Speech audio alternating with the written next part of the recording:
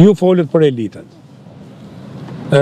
Ju nuk e keni jetuar, as keni lindur në kohën e komunizmit, por gjithmonë është abuzuar me elitat Shqipëri.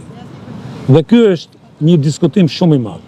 Ose me atë që e quajmë ne, që rëndom thuhet në për studio televizive, se e kam ndërrejt dhe me të tjerë këtë problem, thuhet në për studio televizive, ne intelektualet. Duke qenë që jeni një djalë i lexuar dhe besoj të keni lexuar dhe historinë tonë dhe i shkolluar.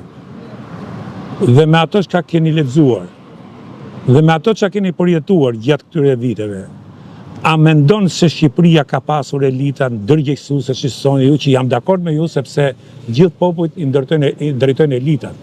Por a kanë qenë elitat në shërbim të regjimeve atë gjatë periudhës komunizmit, po nuk diskutohet, por edhe gjatë kësaj periudhe, dhe këtë tregon fakti që ne nuk prodhojmë dot as demokraci dhe as shtet të drejtës. E vërteta e madhe është që regjimi komunist në Shqipëri, ata që ishin intelektualët e vërtet dhe që nuk pranuan të negocianin në asnjë çast.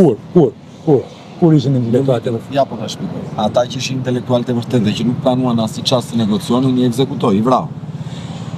Bëhet fjalë për 45, 46, 47 deri në 67-ën me ndalimin e fesë. Jam dakord. Dhe aty për mua mbaron çdo gjë. I vrau. Po. Pjesa tjetër nisur nga predispozita që mund të humbisnin jetën, nuk e gjeti guximin të formsonte më një elitë të re. Tu është abuzu. Se për shembull kemi intelektualë që thonë kishin frikë mos humbisin jetën, por i kanë shërbyer regjimit dhe ne i majmë akoma si simbole të elitës intelektuale, kombëtare, kulturore. Dhe është gabim shumë i madh, pra pikërisht intelektuali i vërtet që përballet me regjimet duhet luftoj pa kompromis. Siç bota ka bërë, siç dhe ata që dhanë jetën këtu e kanë bërë.